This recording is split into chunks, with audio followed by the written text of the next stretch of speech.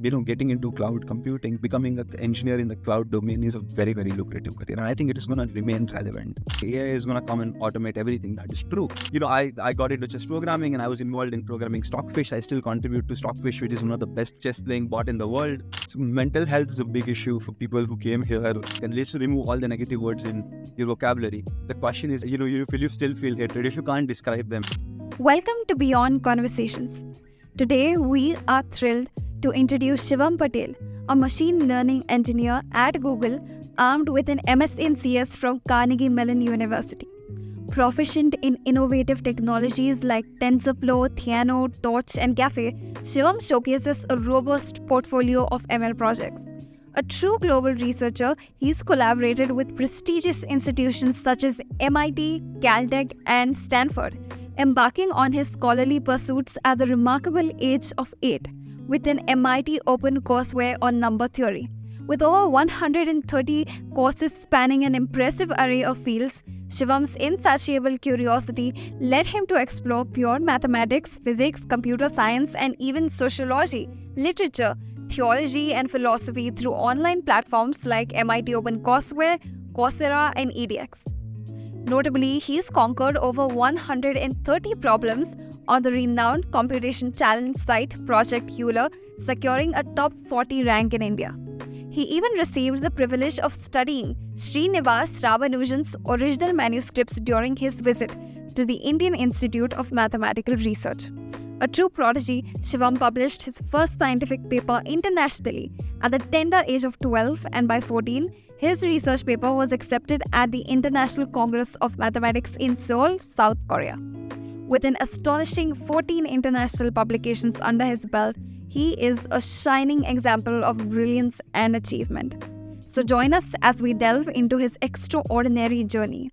Welcome to Beyond Conversation, Shivam. It's great to have you on the show. My first question to you would be, since you've been a STEM practitioner since a very young age, can you tell us about your experiences and your journey in the arena and how it's shaped you to be an engineer today? So, first of all, thank you so much for having me here. And, it's always good to talk with people. It's always good to be in these podcasts.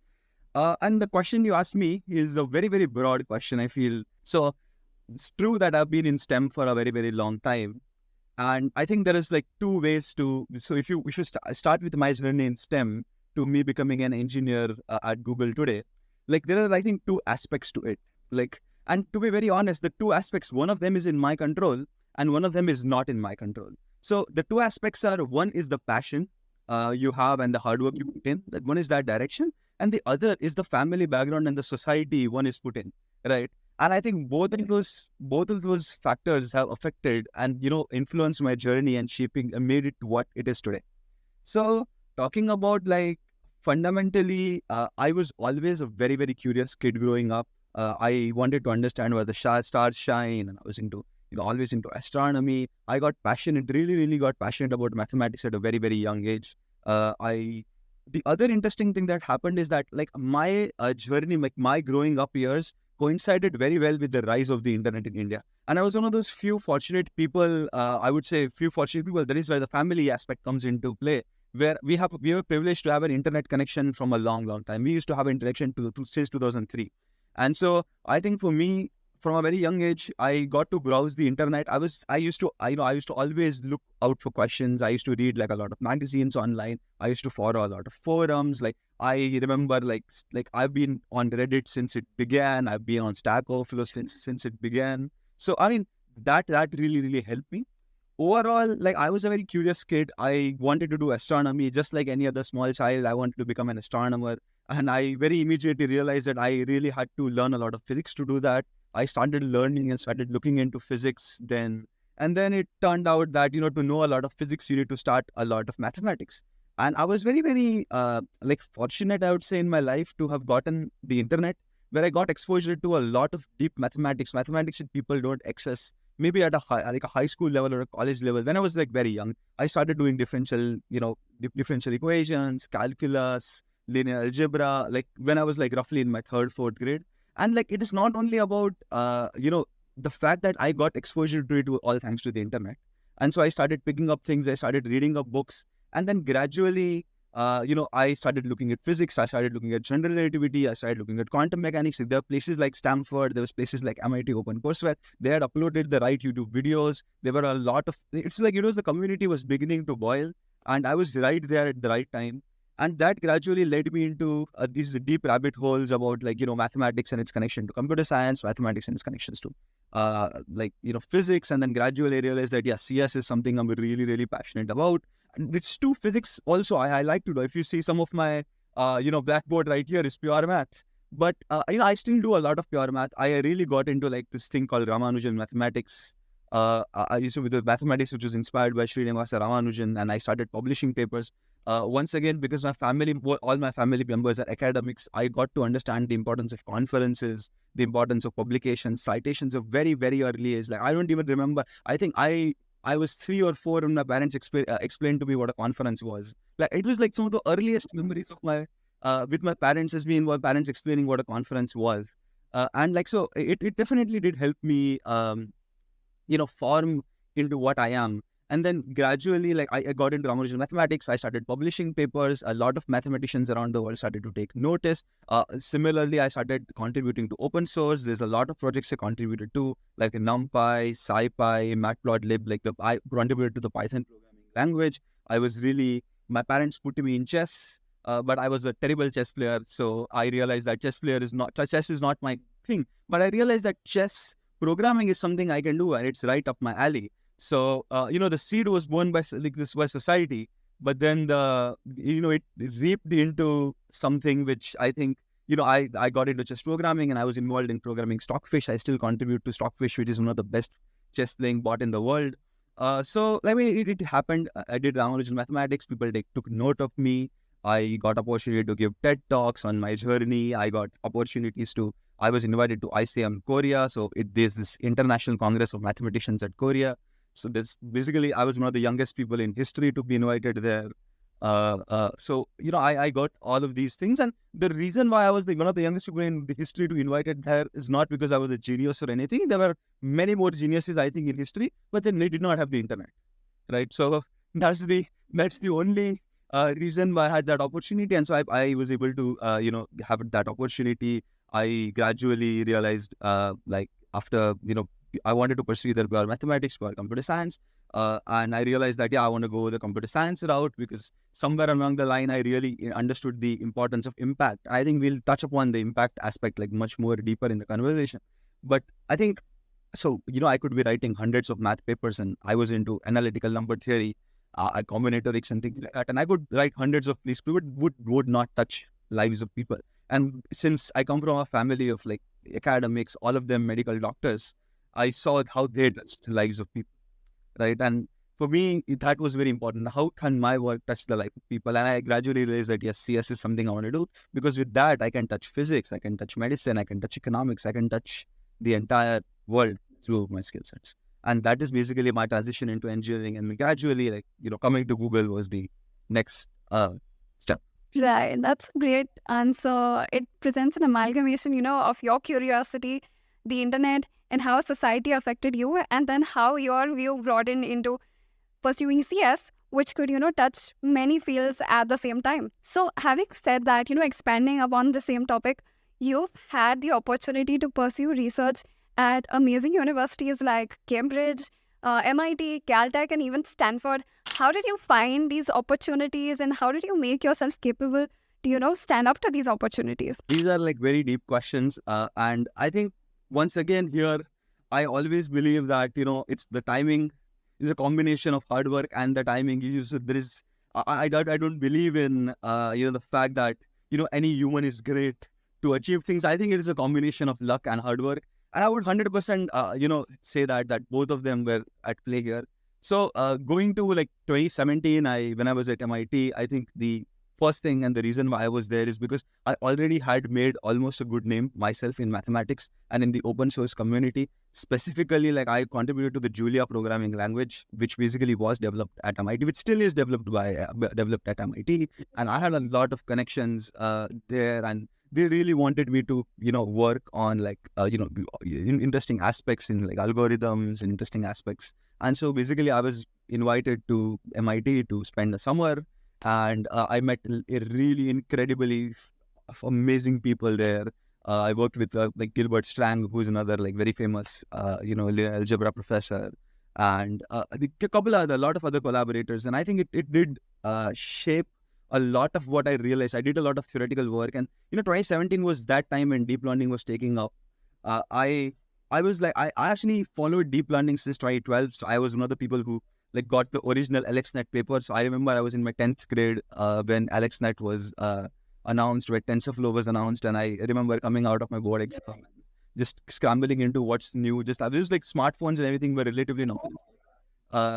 Just going on archive and looking at like the publications and stuff like that. So I think those, it did follow from that I had a really nice, interesting online community which I had built. Had a reasonably good name in mathematics, and the next step was to go to a top tier, like a not like a reasonably good research university and pursue. I met some incredibly talented people. Like the person I shared a room with was a physics PhD. His professor was a Nobel laureate, and we had like great incidents. A lot of really intellectual discussions there. On the other hand, like I also got to collaborate with some of the fine people. Some people I still have collaborations even to this day. So that was MIT, and then after that, CalTech was because I realized that if I was into really theoretical math and I was getting into theoretical CS, and I was like, yes, this is my comfort zone. But if I get into theoretical CS, then where is the impact? I could have very well done the PhD in math and be happy with this. So I pushed myself into doing more impactful things gradually. And then Caltech was the next step where I applied deep learning to biology. And my mentor, Professor David Van Wallen, was very generous enough to host me. I was the only, I was a very, very handful of non-American citizens who were invited here. I was given the Work Fellowship, the Visiting Undergraduate Research Program Fellowship at Caltech.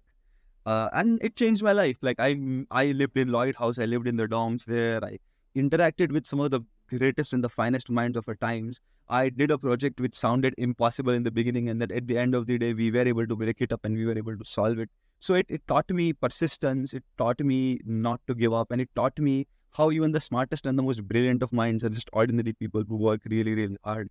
Right. And it showed me that. And it was like, we hear these things all around us. We definitely hear these things that, it's all about hard work. But to see people who are high achievers, people who are at the most influential institutions the world had to offer and still failing and very happily accepting and trying again, was that persistence Caltech put into me. And it was a really, really great opportunity. After Caltech, the next step, I applied CS. And so next step was, I had done the East Coast in MIT, the West Coast at Caltech, and I was like, yeah, I'm pretty much done with the United States. Let me get a change of pace. So I decided to apply to opportunities beyond, and then Mila was the next. That's the other one of the best labs in the world to work at, Quebec AI Institute in Montreal, and I was fortunate enough to be mentored by Professor Yoshua Bengio, and a very brilliant postdoc, and now he's at IBM Research Zurich, Karthik Mukkavelli, who we did like climate and AI stuff. And that was another solve to take a very, very open problem where nobody has thought anything about that. And like, how do you look at a very, very open problem in climate science, in economics, and then try to apply AI on it, right? So it is not about like handwritten digit recognition or how many people sank in the Titanic or not. Like it is a much more deeper, much more detailed, much more open-ended problem where there are no right answers, and you can ask the most brilliant person or not have an answer to that question, right? So that taught me the fact that, yeah, there are problems which, you just need to, there is no right way of doing it. And then it's not also, the Indian education system, you start with referring a book. If you don't know, asking your teacher, and if you don't know, so and then this basically led me to that there are problems in this world where nobody knows how to answer them, and the best person is you who basically will find an answer to those questions. So in Canada, it was a completely different experience. It was a wonderful experience. Got me out of the US bubble, made me realize how it is to work in places like Canada. After that, it was Cambridge. Cambridge was once again like it's my extension of work at Mila. It was more, so what I applied in Mila was on climate science. Now I wanted to apply to philosophy. And, the combination of computer science and philosophy, I wrote my bachelor's thesis at Cambridge. And I was mentored by two extremely influential philosophers like Jess Whittlestone, Shah Raveel. They are like the leading thinkers in their field. And these are people who, basically would have quotations and the name under the quotations. So like that quality philosophers, and there was basically so Cambridge was this incredibly wonderful experience with and which is an institution which is 1,000-year-old, and it was a combination of computer science and philosophy, which you don't think about these things often. Is a computational sociology or computational philosophy. Like Cambridge was one of those institutions which has been a leading house for philosophy for as long as we know. Like all the Newtons and Darwins and everybody went there. And so they were like also ready to adapt like things like how do you do computer science and philosophy, and they had mentors like Shaharavi help me understand and help me push those ideas. To expand a bit on the same answer, you spoke about the convergence of computers and philosophy. So what is that field about? What are some of the subjects that you talk about in this arena? So I mean, it is something very new. So the philosophy is, if you understand like what is philosophy, the philosophy is knowing why we are here, right? And like what, like the entire mystery of it all, like, and so the answer to philosophy is like what is life and what is like, so it encompasses all the sciences and all the physical and the metaphysical, right?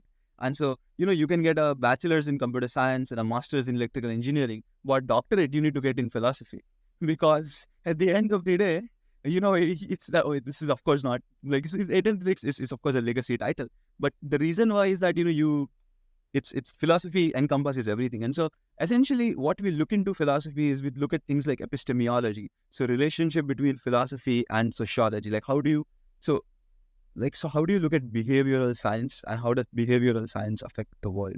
So we looked at, let's say for example, what we looked at is we want to understand the progress of AI in the future. So we want to know that, let's say, so the place I went to was this place called the Center for the Study of Existential Risk. So essentially, like, let's say we want to understand whether AI poses an existential risk or not to humanity.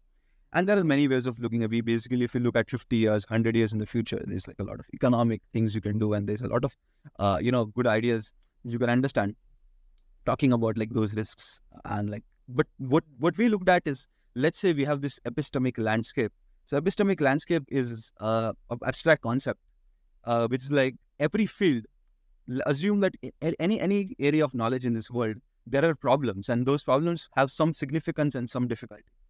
And so the problems which are highly significant and less difficult get solved very fast. The problems which are less significant and super difficult don't get solved at all. The problems in the middle are the interesting problems. So every field, epistemic landscape. So imagine that this three-dimensional like landscape where you have a point in X and Y where it's the difficulty and significance. And then you can model a field into like how those problems look like. And like, of course, we don't know fundamentally how those, we can't estimate difficulties of problems, and we can't do that. But let's assume like some 10, 15 good shapes of how those landscapes might be. And then you simulate agents on them and see that they are doing research and they are trying to discover things on that landscape.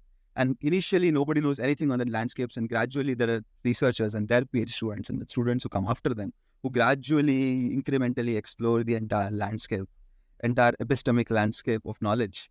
And like, we control things like funding, we control things like how research labs should be built, lab sizes, and a lot of other factors to see how can we most efficiently explore this epistemic landscape. So these are the kind of problems which people look into. This is like competition, epistemology. There are also philosophers who are interested in language and like how linguistics and how fundamentally we communicate. If you look at 1984, where George Orwell, they talk about the role of language, and so there's this thing called they restrict the amount of words. Let's say example, you don't have a word of hate or dislike, and let's remove all the negative words in your vocabulary. The question is, will you still feel that will you still feel hatred? If you can't describe them, will you still? And so like, are they really our like mental constructs which are beyond language, or like language has some role to play? So these are the kind of questions people ask and people think about. And then now with machine learning techniques, we can look into those, right? So it is that very famous saying that we're born too early to, basically we are born too late to explore other to explore the earth. Like people before us have done that. Like we are born to explore the Milky Way and the solar system, because we don't have the technology to do that. But we're born at the right time to explore language and to explore large numbers, because these we have these machines which can do trillions and trillions of computations a second. And this is it's fantastic. And this is the right time in history to look into these things, right? Right. I must say that was a really fascinating answer, especially how, you presented the visual kind of representation of how this work looks like.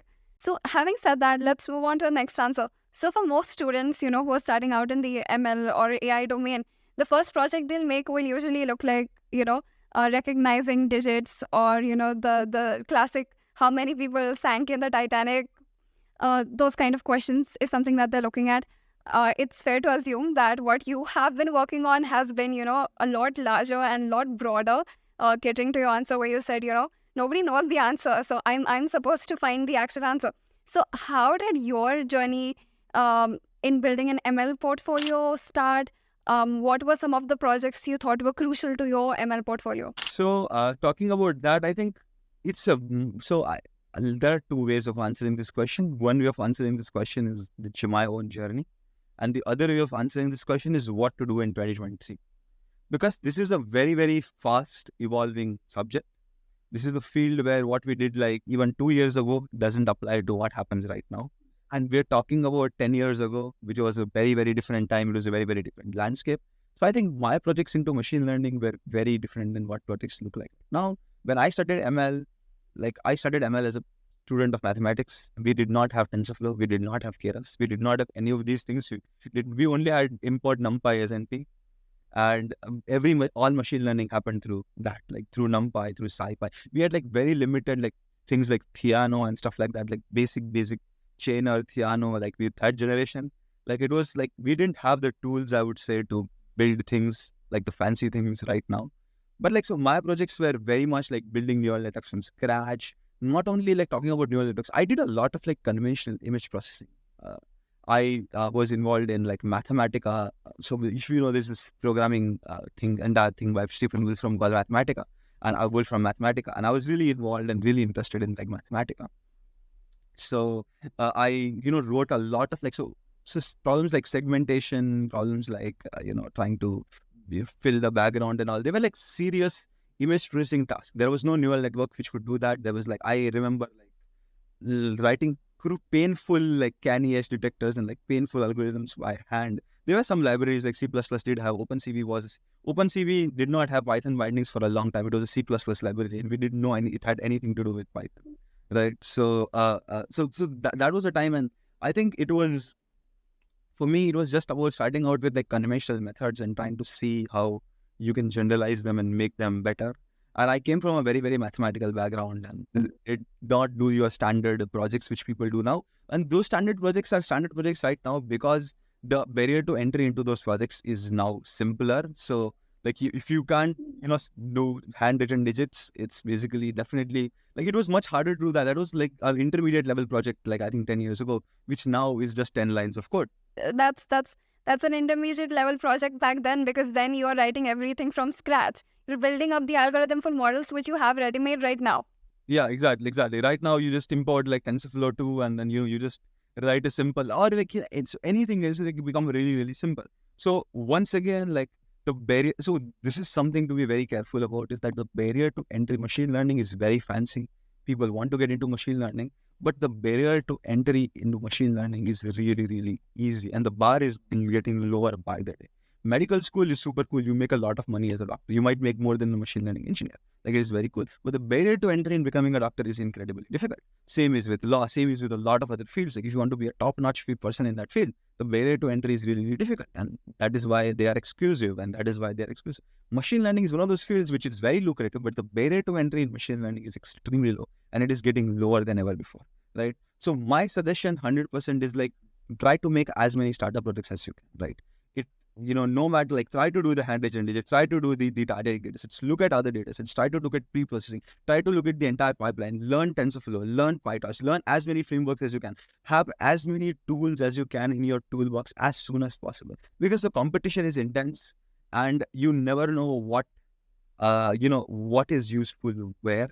So you basically, at least I think the basic requirement is to understand the basic ML libraries very well, have made good projects. One of the other things I suggest people to do, and it has been very effective, it is suggested everywhere here, is that if you look at a top paper which is published, let's say that Europe or that CVPR, look at that paper, try to implement that manually. So they have explained everything. Can you implement that? Can you implement that? I think those are the kind of projects which are like intermediate level projects right now. So like you're given a specification, can you implement that? Can you exactly get the code working? Would you suggest, having a background in the mathematics of how every model works?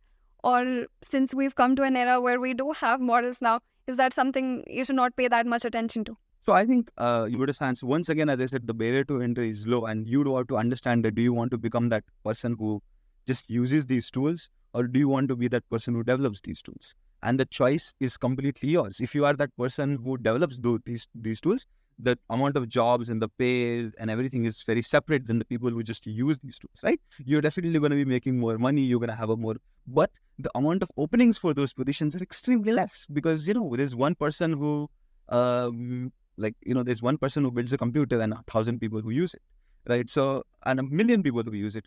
There's one person who makes a YouTube video and there are 5 million people who watch it, right? So essentially those are exclusive. So if you are targeting them, if you feel you have the aptitude, if you feel if you have a background in computer science, and if you're an undergrad student in computer science, my suggestion is to be as good with the mathematics as you can. Read papers, read things. I think that is very important. That will differentiate you from somebody who literally came just to apply. Like, don't just become somebody who knows how to apply stuff. Become somebody who understands things thoroughly, right? And then also be good at applications. Like, no point in just being a trader. So being an all-rounder in this world is very, very, very, very important. So be good with reading papers, be good with mathematics, have strong fundamentals in the mathematical side and in the programming side. And then you might be, onto something as somebody who's going to develop things, somebody who's going to be a machine learning engineer, right? And differentiate yourself. Speaking about being an all-rounder, I think this is one of the points that you mentioned in our earlier meets, was that the ML field right now is very saturated. So there's a lot of people, young engineers wanting into the field. And now the field is kind of filled up to the brim.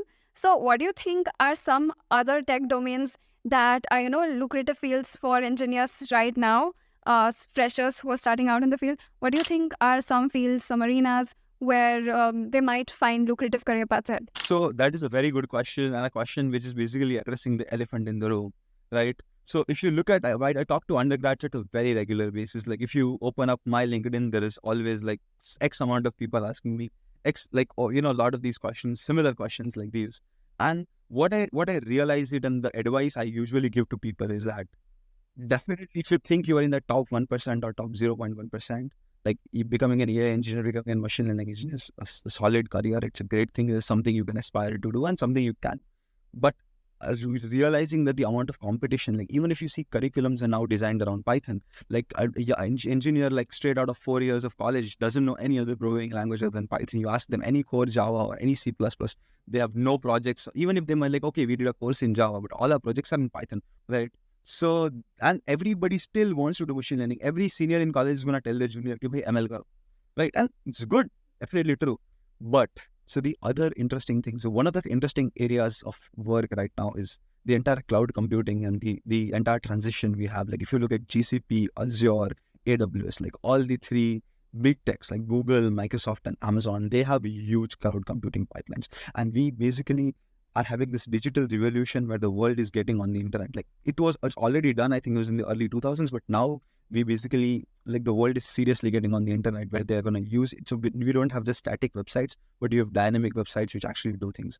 And like the cloud is powering everything, right? So becoming, getting into cloud computing, becoming an engineer in the cloud domain is a very, very lucrative career. And I think it is going to remain relevant for a long, long time in the future. As I said, machine learning is a buzzword. There's something else that's going to come tomorrow. There's something else that's going to come after that. And things will keep on changing. The demand and supply will keep on, becoming. But like, if you are basically one of those people who don't dig gold, but basically the one who sells shovels, it is a good thing to do in this market. And becoming a cloud engineer, I think you're supporting the growth of the internet, I think, which is going to last for a long time. Right? Of course, you can always say AI is going to come and automate everything. That is true. But like, if you're a good cloud engineer, you will have those skills and those resources, and you will become a user of AI when you use AI to automate your day-to-day tasks, which is a very, very good niche. The other interesting area is, of course, DevOps and MLOps.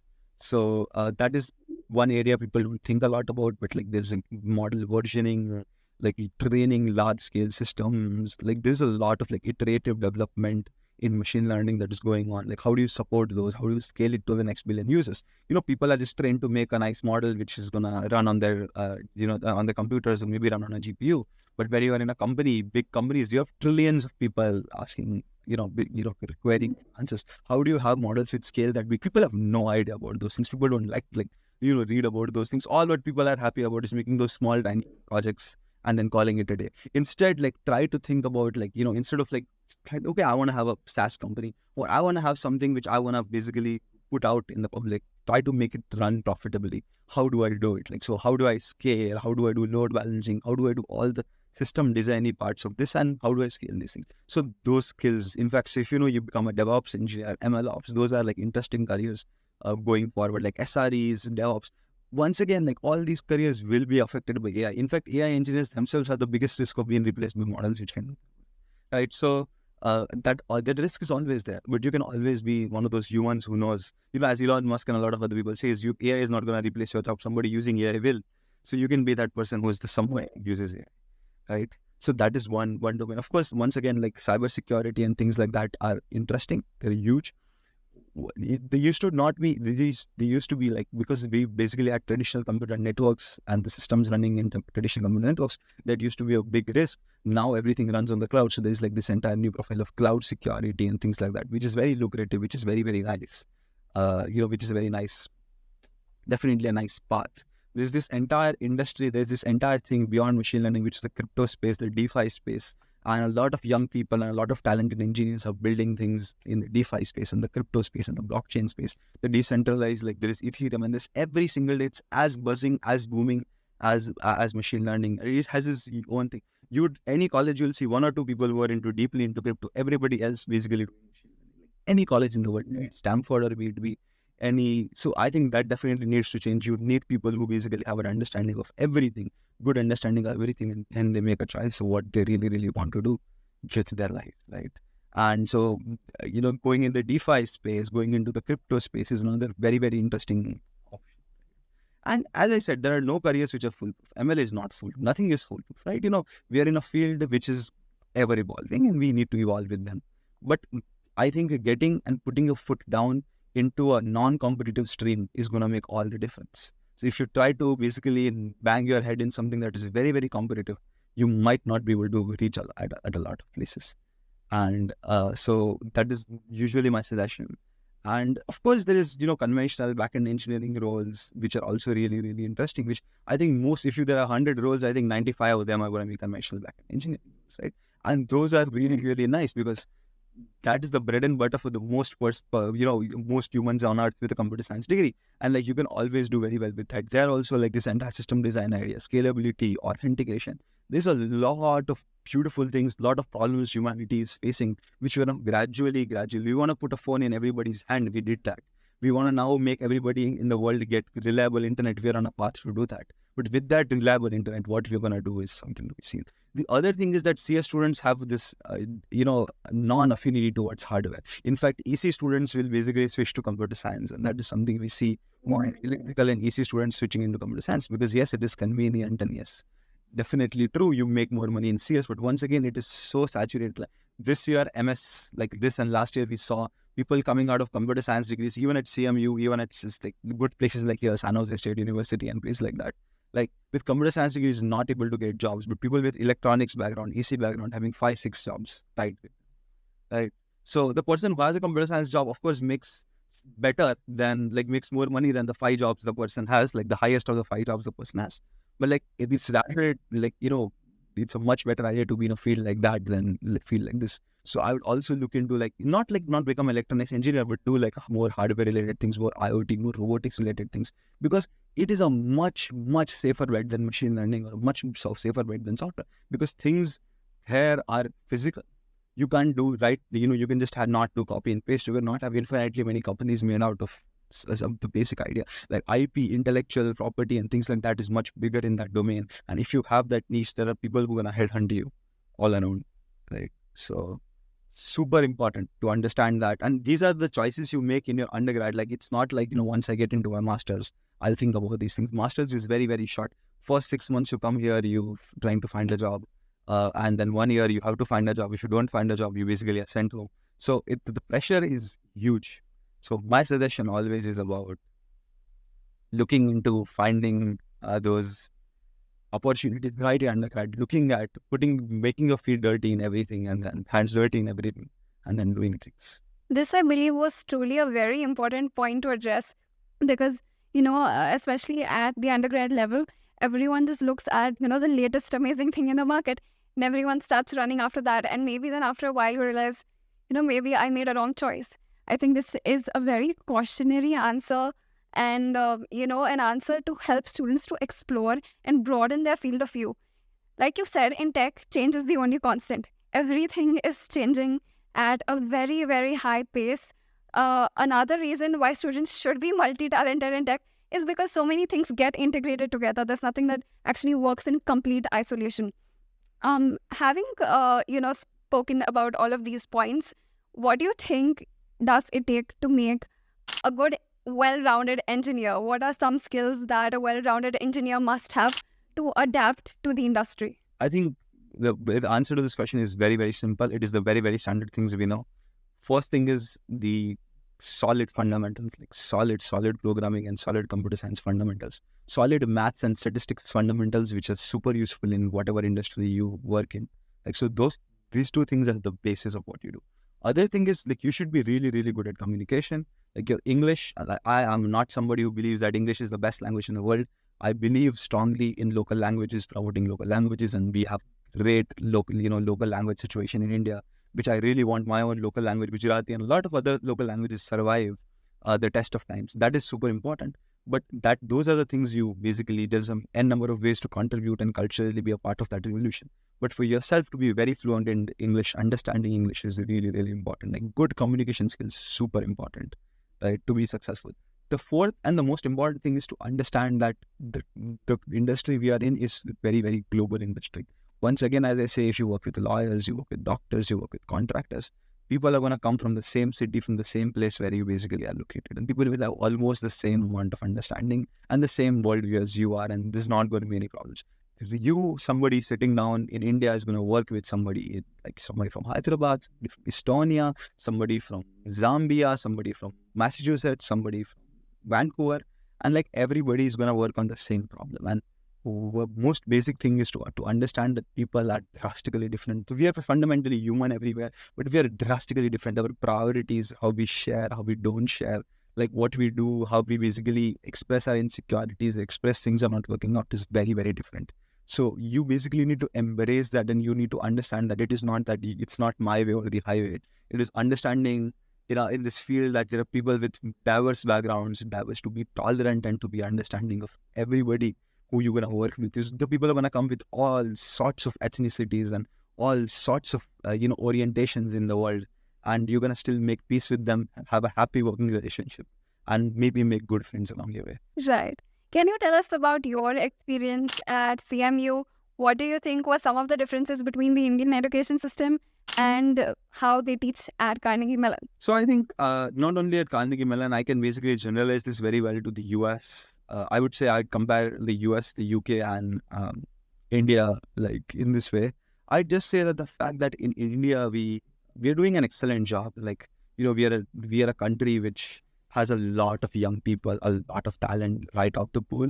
And we are like, we're doing a very, very good job. Like, we have universities which are building up. We, like, I think 10, 20, 15, 30 years ago, like, we didn't have universities which are research focused. Now we are gradually building universities with research focus. Like, undergraduate research is becoming a thing gradually, and like, things are, just booming in India. But overall, I think these people are many, many years ahead in that respect, in terms of like undergraduate research and undergraduate exposure. And nothing wrong with the Indian system. I think Indian system, we basically, for the funding we are doing an exceptionally good job. But for the funding these people have like tens and hundreds of times more funding than Indian institutions. And that is why the undergrad population has the amount of exposure they have, amount of freedom, exposure in the startup. Like, it is a properly capitalist country where, there's free markets, you can basically start your company anytime. You don't need to worry. Like, so fundamentally, like, if you are an American citizen, like the opportunities you have in the world are more than any other citizen in this world, and that is a very apparent and a very obvious fact, right? So in India, if you try starting things up and things don't work out, you don't have any backup. Like there's no option B. Here, if things don't work out, and then you start something else, there's somebody who's going to fund you anyways. The people who here are going to fund your crazy ideas. Like the way capital flows, the way government supports is incredible here. So as a product of that, you'll see a lot more innovation, really, really top-notch professors teaching at places here. And if you see in the US, like people love to go to academia. Like in India, to some extent, like of course, like there are top professors and top tier universities, but like in a lot of places in India, you'd see people like people who didn't get jobs after their master's degree forcing themselves into academia, right? Unlike here the top 5% are the ones who are academics. Like if you can't get a job in academia, you essentially go to industry. That is the level of situation. That is how hard it is to become a professor in these top tier institutions. Right? It's 100, like I definitely we would have done PhDs, like if like all of those. Like it's much, much harder to become a professor than become a research scientist in Google or Microsoft. 100%. You can ask this to anybody and they'll say that. So it is the fact that these people work with less, like they have far more research funding. These people teach, like, so these people are really passionate people in what they do. They have funding to pursue the research. They have, like, the students themselves are very, very free to build things on their own. And fundamentally, this is a country where everything happens. So the exposure is unbelievable. On the other hand, in India, we definitely have rigid curriculums, and there's a good reason why we have rigid curriculums, because, not everybody is in a position to make those choices. We don't have those experts in all the universities to teach. If you add anything fancy, we don't have people who have those fancy qualifications to teach, right? So I think we as a country have done a lot since the past, and I think we're going and becoming a very, very brilliant and a very, very better place. I have seen the quality and the level of students increasing over the years, and I think that is going to continue. So I think the differences are very, very obvious. The differences are based on the money and the exposure and the opportunities. But I think the key thing where we need to work hard is on the exposure. Like an average undergraduate in India should at least know what opportunity he or she has, right? Beyond the...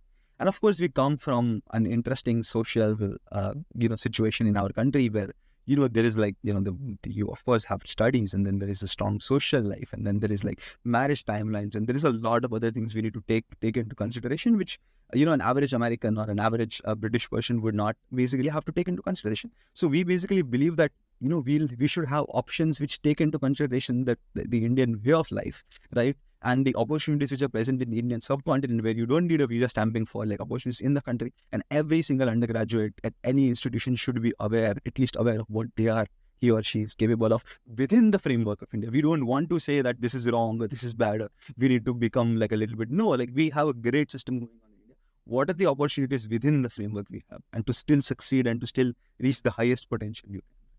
I think that is something needed in our nation within the framework of the of what culture and tradition we have. That's true. That's true.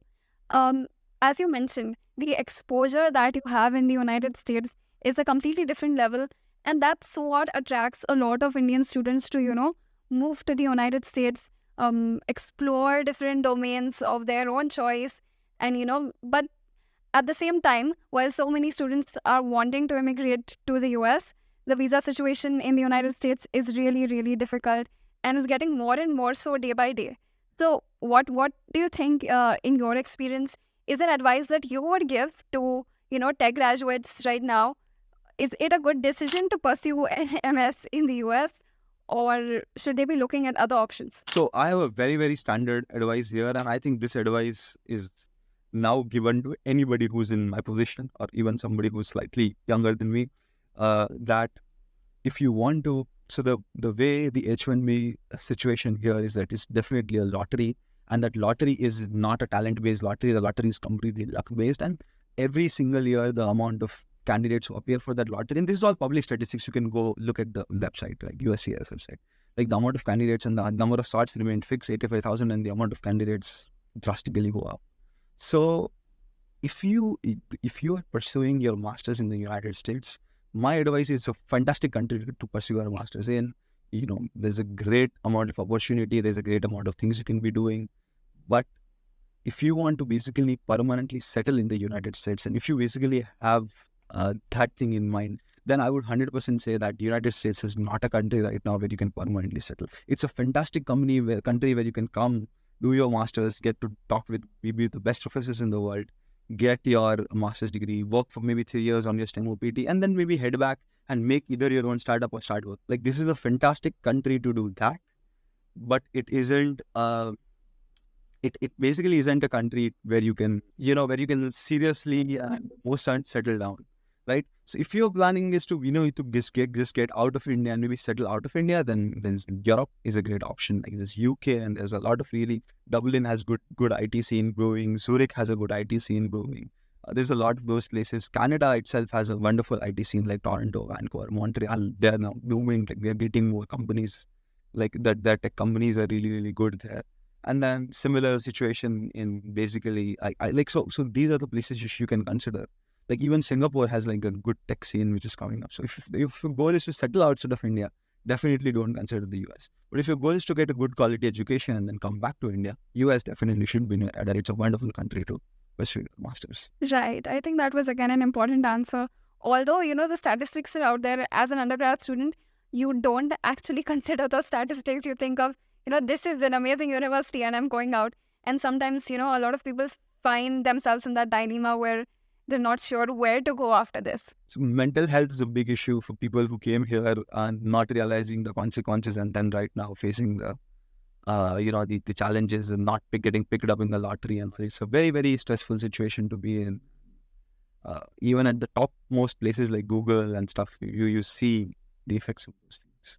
Right. So if I were to summarize your answer, would it be, it's great to get a degree in the US, so you can come here for that, but then you also need to have a plan about, whether the lottery works or not. What is your next plan for the next few years ahead? Yeah, not for the next. So you essentially, if you want to settle down outside, don't come to the US. If you want to just experience the US and come back, this is a fantastic country. Right.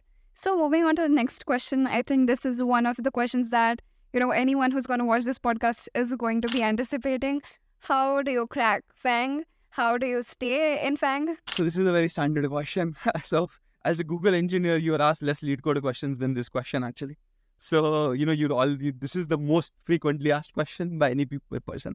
So I think very simple answer to this question is basically becoming better at data structures and algorithms.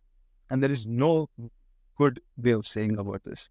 Like, you use lead code, you use HackerRank, you use whatever platform you use. Being good with data structures and algorithms is the best, right? And there is 100% if you want to be a software engineer in FAANG. So cracking FAANG means a lot. You can get into sales, you can get into product manager. There's a lot of other positions in FAANG where, but specifically talking about software engineers, there is no other good way of saying it. This one, only way, become good with data structures. Like, day and night, morning, you at least 2 questions a day. Like, there's you have to eat 5 badams a day to become successful, 5 almonds a day. I'd say instead of 5 almonds a day, if you do 5 lead code questions a day or 5 basically DSA problems a day, that 100% guarantees you to find. Like, over my long time in the tech industry, there's one thing I've seen, immigration situations have become bad, things have become competitive. India has become a better place to, start. Like, there's so many things that are basically working out. But one thing which I've seen, the person who's good with data structures and algorithms has always been successful in companies. 100% guaranteed. There's only one certainty in this uncertain world, that if you're good with lead code, if you're good with data structures and algorithms, you are going to be successful. I'm not saying FAANG. Definitely, if you're very good and if things and time and luck and everything matches up, you'll be in FAANG. But if not, you will be in a very, very good position doing a very, very good job if you know how to crack those coding questions. So I can't emphasize enough. From the first year itself, 2 questions a day to 5 questions a day, depending on how much you can do. Minimum 2 questions a day, maximum how many ever you can do. A day without programming is, doing a coding question is a day wasted. And I 100% say, if your goal is FAANG, every single day of it, do it. There's this other interesting myth that is very rampant in Indian and undergraduate circles. It is like, if you want a placement after college, you should do competitive coding. And if you basically are planning to do your MS, you should do research. Like, there's this very rampant. And if you fall for that, you're basically inviting a lot of trouble for yourself. Because once you get into your master's, at the end of the day, you need a job here as well. So first 6 months, you starting to basically, you're you're asked to find an internship and you don't have any internship experience in your undergrad. You've just done some research and things like that. And here you've not done any competitive coding, and people suffer and struggle a lot. Earlier in the interview, you spoke about, looking at the resumes of people who are applying to Google, and, you'd say these are standard projects, but we already have so many people working on these, have been, these are common projects, so we're not going to consider these profiles. What are some kinds of profiles that you will consider? I mean, I'm not involved in the hiring process or like things like that, but we definitely look at resumes. I basically get a lot of referral requests when I look at resumes. So I think it's not that we are not going to consider projects which are standard and stuff like that. But right now, the barrier, like basically getting into these top companies, if you want to do ML and you say you've just done the standard things, you've done your standard coursework, like there are 10,000 resumes like that come to these companies. There is no way you're going to get into that. It's a very blatant, sad reality of ML. If you want to do ML good, you have to be extraordinary. You either have good papers in ML, you better have some stellar projects or stellar publications, a stellar amount of citations, or stellar conferences to be noticed. Or else it is a quite uphill battle.